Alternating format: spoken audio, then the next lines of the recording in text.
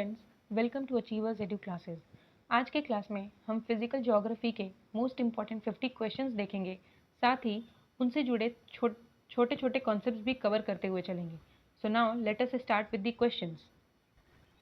Starting with the first question, the shape of the earth is best described as, यानी पृथ्वी का आकार सबसे सही रूप में किसे कहा जाता है? The right answer is option C, geoid. तो जियोइड शेप जो है वो पृथ्वी का एक्चुअल शेप है। अब देखते हैं जियोइड शेप होता कैसे है। तो जियोइड शेप, ये जो शेप आपको दिख रहा है ये जियोइड शेप है। ये वाला जो है ये थोड़ा एग्जेजरेटेड फॉर्म है, तो इसको आप इग्नोर कर सकते हैं। सो ये होता क्यों है जियोइड शेप ऐसा? क्योंकि हमारे अर्थ पे जो मास है वो अनइवनली डिस्ट्रीब्यूट है, जिसके वजह से जो हमारा ग्रेविटेशनल पुल है वो भी अनइवन होता है, जिसके वजह से जो हमारा अनलाइक परफेक्ट स्मूथ स्पेयर, यानी कि एक परफेक्ट स्मूथ स्पेयर होने के बजाय हमारा जो अर्थ है वो कैसा है? इरेग्युलर है, साथ में अनड्यूलेटिंग है, थोड़ा उतार चढ़ाव अर्थ पे देखने को मिलेगा आपको। तो ये जो अर्थ का शेप होता है वो स्फेरिकल ना होकर जियोइड शेप है। Next question is the deepest point on earth is, तो जो डीपेस्ट पॉइंट है अर्थ का वो क्या है? Right answer is option C, Mariana trench. Mariana trench पृथ्वी का सबसे गहरा स्थान है। आप देख सकते हैं ये है मारियाना ट्रेंच, यानी ये आपका, ये जो है ये आपका सी लेवल हो गया। इसके नीचे ये एक, मतलब आप समझ सकते हैं जो सी लेवल का एकदम नीचे है वो है, और उससे भी नीचे यहाँ पे ये आपको इसमें मारियाना ट्रेंच मिलेगा। और मारियाना ट्रेंच का जो डीपेस्ट पॉइंट है जो कि ये है, इसको चैलेंजर डीप भी बोलते हैं। Next question, which layer of the earth is richest in iron and निकल, तो पृथ्वी की कौन सी परत में लौह और निकल की अधिकता होती है? सो जो इसमें राइट आंसर होगा वो होगा option C, core. Next is continental drift theory was proposed by, यानी महाद्वीपीय विस्थापन सिद्धांत किसने दिया? The right answer is option B, Wegener. पूरा नाम था इनका एल्फ्रेड वेगनर। इन्होंने ही बोला था कि जो अर्थ है, जो पूरा हमारा कॉन्टिनेंट है, वो एक समय पे पूरा कंबाइंड हुआ करते थे, एक हुआ करते थे, और सब जुड़े हुए थे, और बाद में ड्रिफ्टिंग हुई और वो फिर आज जैसा है वैसा बन गया है। और जो पूरा कॉन्टिनेंट एक साथ जब था तो उसको पैंजिया बोलते थे। ये हैं आपके Alfred Wegener ji. Next question is earthquake waves which travel fastest are, तो सबसे तेज चलने वाली भूकंपीय तरंग कौन सी है? Right answer is option A, P wave, यानी कि primary waves. Next is the instrument used to major earthquake is, तो कौन से इंस्ट्रूमेंट से भूकंप मापा जाता है? The right answer is option B, seismograph. Next question, which rock is formed from lava, and the right answer is option C, igneous। आपने दो टर्म सुना होगा, लावा और मैग्मा। तो लावा क्या होता है कि जब जब वोल्केनिक इरप्शन होता है तो जब जो चीज़ बाहर आती है तो बाहर आने के बाद वो लावा बन जाता है, और जब वो अर्थ के अंदर रहती है तो उसे मैग्मा बोलते हैं। Next is the main cause of tides is, यानी ज्वार भाटा का मुख्य कारण क्या है? The right answer is option C, moon gravity. Next is the tropic of cancer passes through how many Indian states, यानी कर्क रेखा भारत के कितने राज्यों से गुजरती है? The right answer is option सी, 8। अब देखते हैं कि वो 8 राज्य कौन कौन से हैं।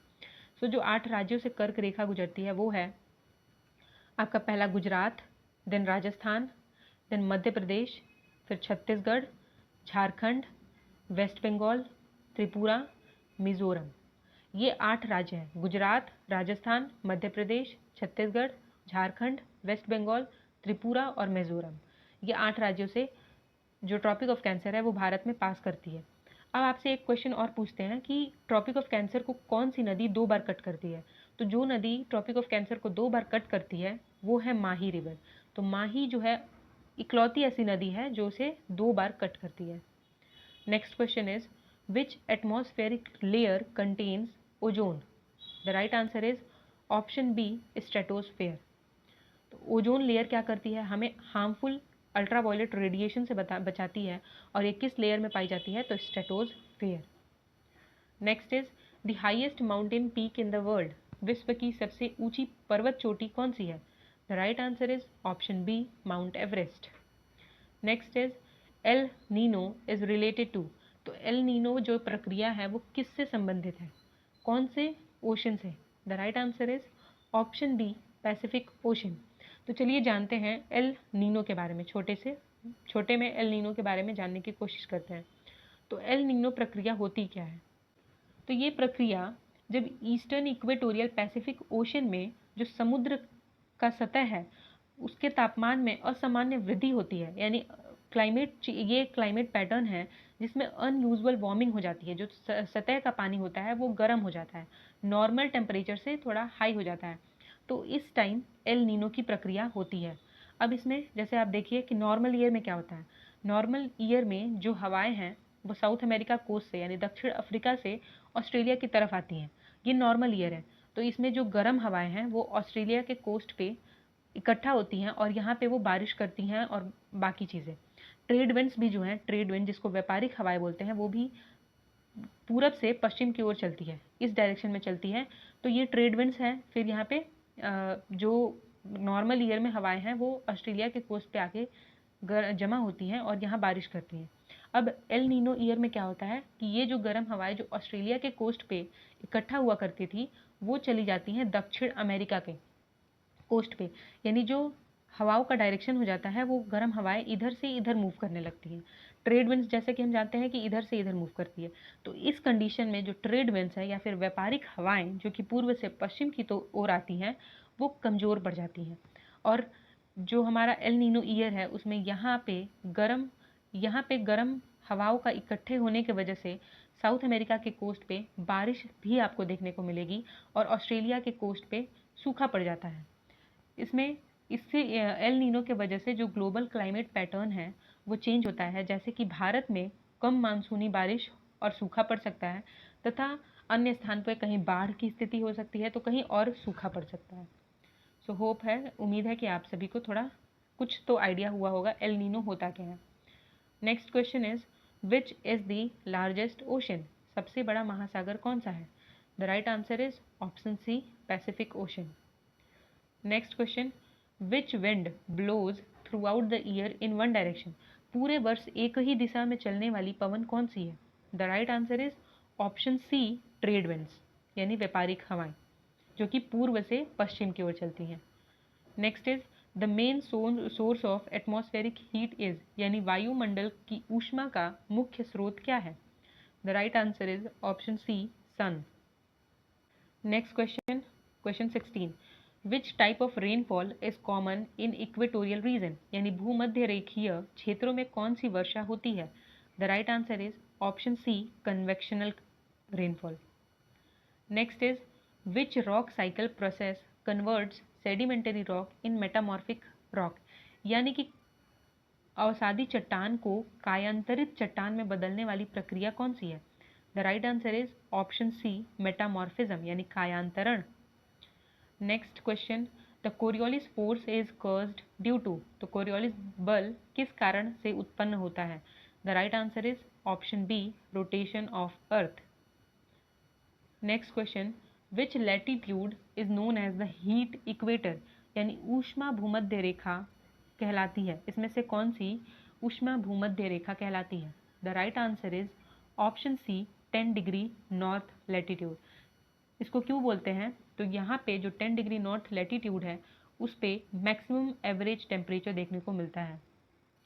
Next question, which process is responsible for the formation of sand dunes, तो रेत के टीले किस प्रक्रिया से बनते हैं?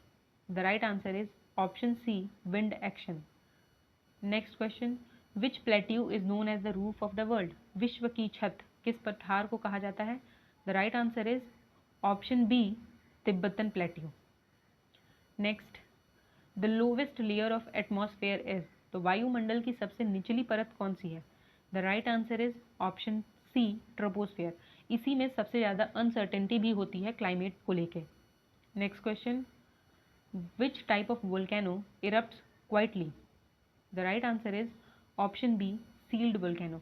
तो शील्ड वोल्केनो जो होता है एक ब्रॉड वोल्केनो है जिसमें क्वाइटली इरप्शन होता है, यानी कि ऐसा नहीं है कि एकदम विस्फोट होगा। होता क्या है कि जो लावा है वो बाहर निकलता है और वो पूरा फैल जाता है, जैसे कि आप ये सील्ड वोल्केनो है। जेंटल स्लोप होता है इसका, और जो लावा निकलता है वो बेसाल्टिक लावा होता है जो कि लंबे दूर तक फैल जाता है। Next question, tsunami is mainly caused by, तो सुनामी का मुख्य कारण क्या है? The right answer is option C, submarine earthquake. Next question, which soil is rich in iron oxide? The right answer is option C, red soil. और red soil का colour red क्यों होता है? क्योंकि उसमें आयरन ऑक्साइड होता है। Next question, which climatic region receives rainfall throughout the year? तो पूरे वर्ष वर्षा पाने वाला क्षेत्र कौन सा है? The right answer is option B, equatorial. Next question, which instrument measures air pressure? तो वायु दाब मापने का यंत्र कौन सा है? The right answer is option B, barometer. Next question, which current is a warm ocean current? तो इसमें से कौन सी गर्म महासागरीय धारा है? The right answer is option C, Gulf Stream. तो अब बात करते हैं ओशन करंट्स की, यानी कि महासागरीय धारा की। तो वो होता क्या है? तो ये एक निश्चित दिशा में फ्लो करने वाला, एक आप नदी की तरह भी समझ सकते हैं इसको। यानी कि इसको कौन कौन से फैक्टर्स अफेक्ट करते हैं? तो जैसे विंड हो गया, ग्रेविटी हो गया, कोरियोलिस बल हो गया, डेंसिटी यानी घनत्व, इन सारे कारणों के वजह से जो समुद्री जलधारा है वो प्रभावित होती है। अतः आप इसको महासागरों के अंदर बहने वाली गर्म या शीतल नदियों की तरह भी समझ सकते हैं। अब जैसे इस पिक्चर में आप देखिए, तो यहाँ जो ब्लू कलर है वो डिनोट कर रहा है कोल्ड करंट को, और जो रेड कलर है वो डिनोट कर रहा है वार्म करंट को। ये बहुत ही इंपॉर्टेंट टॉपिक है, आपको याद रहना चाहिए कि गर्म जलधाराएं कौन कौन सी हैं और ठंडी कौन कौन सी हैं। तो जैसे इसमें एक दो देखते हैं, जैसे यहाँ है कैनरीज, देन लेब्राडोर, देन हमारा हम्बोल्ड या फिर पेरुवियन। तो ये जो है वेस्ट ऑस्ट्रेलियन। तो ये जो करंट्स हैं, ओशन करंट्स हैं, ये कोल्ड ओशन करंट्स हैं। और वार्म ओशन करंट्स की बात करें तो आपके पास जैसे गल्फ स्ट्रीम हो गया, देन कुरोशिवो हो गया, ईस्ट ऑस्ट्रेलियन हो गया, ये सारे आपके वार्म ओशन करंट्स हैं, आपको याद रखना है इसे। नेक्स्ट क्वेश्चन की तरफ बढ़ते हैं। The boundary between crust and mantle is called, यानी भूपर्टी और मेंटल की सीमा क्या कहलाती है? The right answer is option B, Moho. अब कुछ डिसकंटिन्यूटीज़ होती हैं, उनको देखते हैं। आप देख सकते हैं 5 तरह की डिसकंटिन्यूटीज़ होती हैं। पहली है कॉनरॉड, ये किसके किसके बीच होती है? तो अपर और लोअर क्रस्ट के बीच, यानी क्रस्ट में भी 2 भाग होता है, अपर क्रस्ट और लोअर क्रस्ट। तो इन दोनों के बीच पाई जाने वाली डिसकंटिन्यूटी को कॉनरॉड डिसकंटिन्यूटी बोलते हैं। फिर लोअर क्रस्ट और अपर मेंटल के बीच जो डिसकंटिन्यूटी मिलती है उसे मोहोरोविक बोलते हैं, या फिर मोहो भी बोलते हैं। देन हमारा अपर और लोअर मेंटल के बीच, अपर मेंटल और लोअर मेंटल के बीच जो डिसकंटिन्यूटी पाई जाती है वो है रैपिटी। देन हमारा लोअर मेंटल और आउटर कोर के बीच पाई जाने वाली डिसकंटिन्यूटी होती है गुटेनबर्ग। और फिर आउटर कोर और इनर कोर के बीच जो डिसकंटिन्यूटी है वो है Lehmann discontinuity. Next question, which wind is responsible for monsoon in India? The right answer is option D, jet streams. Next question. The process of breaking rocks without movement is? The right answer is option C, weathering. तो weathering एक in situ process है। In situ मतलब कि वो movement नहीं करता है। अगर एक बड़ी सी चट्टान खड़ी है तो एयर के वजह से, वाटर के वजह से, यानी जो एजेंट्स कई सारे हैं नेचुरल एजेंट्स, उनके वजह से क्या होता है कि वो चट्टान जो है वो ब्रेक करते हैं और वो टूट के गिर जाते हैं। तो उनका मूवमेंट वेदरिंग नहीं है। वेदरिंग मतलब बस टूट के गिरना। तो ये एक इन सीटू प्रोसेस भी इसको बोलते हैं। Next question, which desert is the largest hot desert? The right answer is option C, Sahara. Africa में है Sahara desert. Which gas is most abundant in the atmosphere? The right answer is option C, nitrogen. Next question, the imaginary line passing through poles is called? The right answer is option C, longitude. Next question, the main agent of erosion in desert? तो मरुस्थल में अपरदन का मुख्य कारक क्या है? The right answer is option C, wind. Next question, which cloud causes heavy rainfall? यानी भारी वर्षा कराने वाला बादल कौन सा है? The right answer is option C, cumulonimbus. इसको थंडर स्टॉर्म क्लाउड्स भी बोलते हैं। Which latitude receives vertical sun rays twice a year? The right answer is option A equator. Next question, which landform is formed by river deposition? The right answer is option B delta.